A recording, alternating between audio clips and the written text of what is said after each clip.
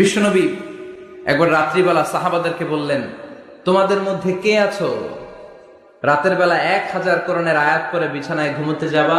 হাত তোলো। কেউ হাত তোলে না। অমি 1000 আয়াত কি বাড়ির কাছের কথা? কথা বলেন।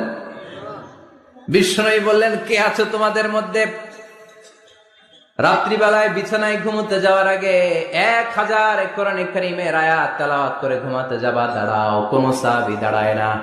বিশ্বনবী ডানে তাকায়, বায়ে তাকায়, সামনে তাকায়, কেউ হাত তোলে না। বিশ্বনবী বললেন, ও সাহাবারা, এবার বলো তোমাদের মধ্যে কে কে আছো সূরাতুত তাকাসুর পরে রাত্রে বিছানায় ঘুমোতে যেতে পারবা? এবার সব হাত উঠে গেছে।